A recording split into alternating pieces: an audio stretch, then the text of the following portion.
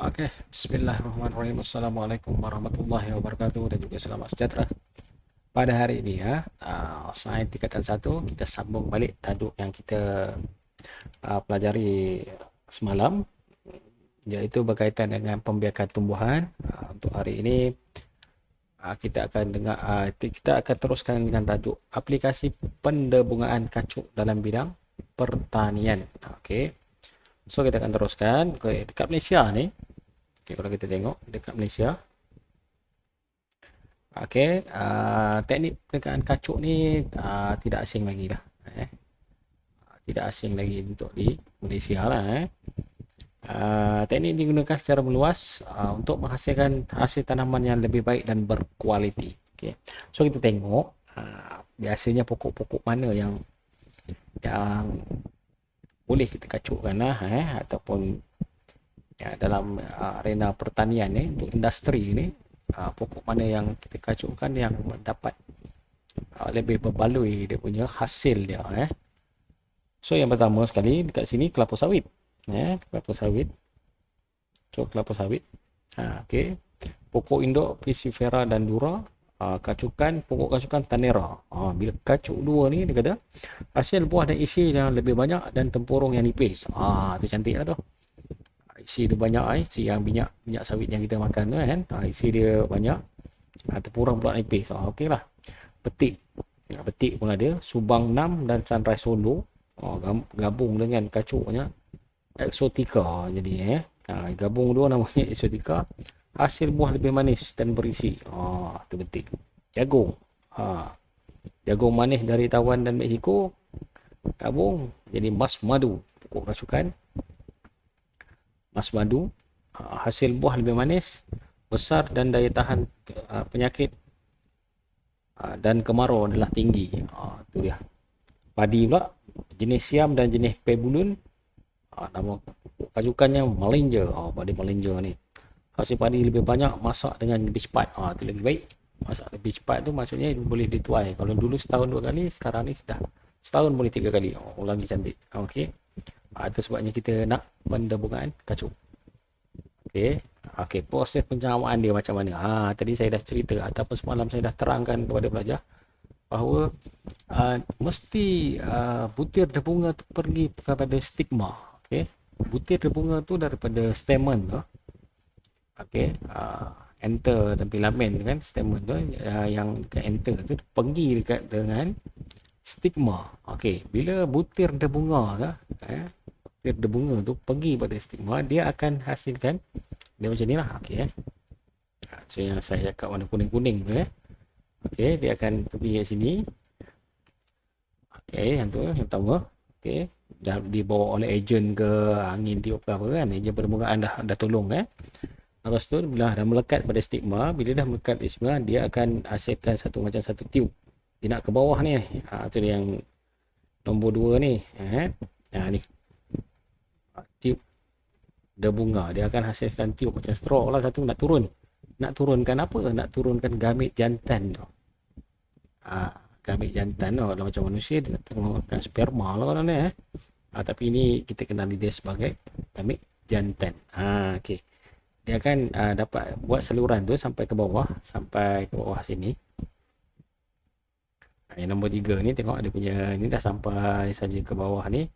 Dan gamit jantan tu akan bercantum dengan ovule ovule dekat sini ovule kat kawasan sini. Dia dah turun sini, nanti dia cantum dekat kawasan ovule ni.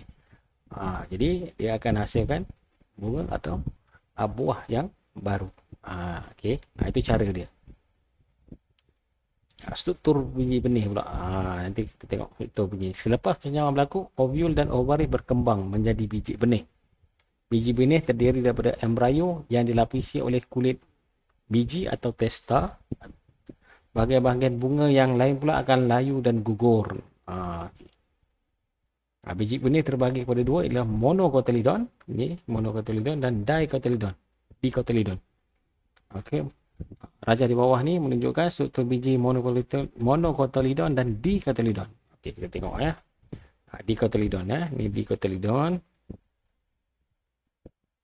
Okey, itu di dikotiledon kita besarkan sedikit. Okey, di pandangan depan, pandangan memanjang Okey, so sekarang ni ni tester tu macam dia punya kulit lah kita ada micropil, kita ada hilum, dia ada fungsi-fungsi dia semua ni. Okey. So bila kita dah keratan. So tester dekat luar bila dah kerat, so kat dalam tu akan nampak plumule, radical dengan cotyledon. Ini dipanggil embryo. Okey. Dipanggil embryo lah.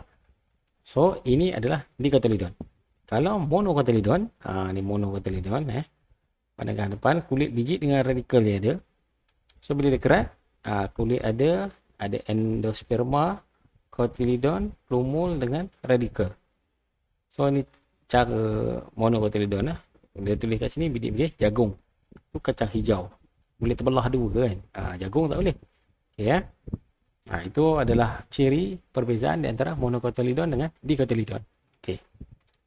Kita tengok dia punya fungsi. Okey.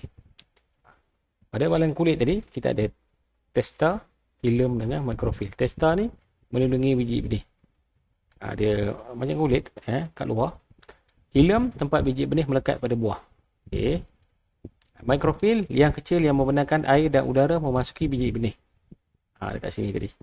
Ni mikro. Hilum. Okey. Dekat kawasan situ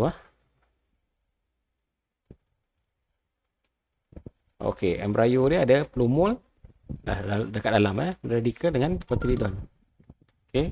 Plumule ni bahagian embryo yang akan berkembang menjadi pucuk. Kalau tengok huruf P dengan huruf P ni dia akan jadi pucuk lah. R dengan sini, R dengan R, radical jadi akar. Embryo yang berkembang menjadi akar, cotyledon menyimpan dan membekalkan makanan untuk percembahan biji benih. Okey. Itu dia punya struktur dan juga fungsi dia. Okey, percembahan biji benih pula Percembahan biji benih ni semasa percembah, testa dia akan pecah di sini lah. Nanti lama-lama dia pecah lah ini ni. Lama-lama pecah. Pecah dan radikal akan muncul. Yang ni, radikal ni dah jadi akar. Saya cakap R tadi, saya ulatkan huruf R tadi kan. Akar. Radikal akan keluar lah. Radikal akan jadi akar. Mula muncul dan tumbuh ke bawah membentuk akar. Plumule pula tumbuh jadi pucuk. Okey, plumule tadi huruf P pucuk. Setengah cotyledon akan tumbuh keluar dari tanah dan disebut percambahan apical. Terdapat juga cotyledon yang tetap tinggal dalam tanah, berada dalam tanah sepanjang tempoh percambahan. Percambahan jenis ini dipanggil hypogel. Ada yang terkeluar ni, kalau terkeluar lah. Okey, kalau yang tinggal kat dalam, tinggal kat dalam. Okey, itu nama hypogel. Ni epigel dengan hypogel. Okey, lebih kurang je. Ni ada contoh dia. Okey, yang ni biji-biji tinggal kat bawah. Kalau yang plumule bila keluar, plumule terkeluar jadi pucuk kat sini. Yang radikal dekat sini jadi akar. Okey, so hypogel ni maksudnya biji benih ada dalam tanah. Syarat percembahan biji benih. Okey. Syarat percembahan biji benih nak kena ada air, ada udara, ada suhu sesuai je. Cukup. Kalau ada suhu sesuai dah cukup dah. Okey, tak payah ada tanah tu kita tengok betul-betul siang malam ke tak ada, tak perlu. Dia ada 3 syarat ni. Okey. So tugasan untuk belajar kena tanam kacang hijau. Macam mana cara, teknik sendiri. Mana ada uji, pakailah botol mineral ke, kotak mana-mana kecil ke, nak tanam dalam apa ke, syarat ada kapas, ada air, ada kacang hijau. Tunggu 2-3 hari. Dah tumbuh, bagi tahu cikgu, snap gambar. Nanti cikgu bagi tahu. Okey. Dekat bawah ni ada kesilapan sedikit. Cikgu tertulis kelas PDPR pendidikan jasmani pula saya tak sempat nak ubah. Jadi ini adalah kelas sains tingkatan 1. Tajuk saya mohon maaf. Okey, itu saya daripada saya. Sekian, terima kasih.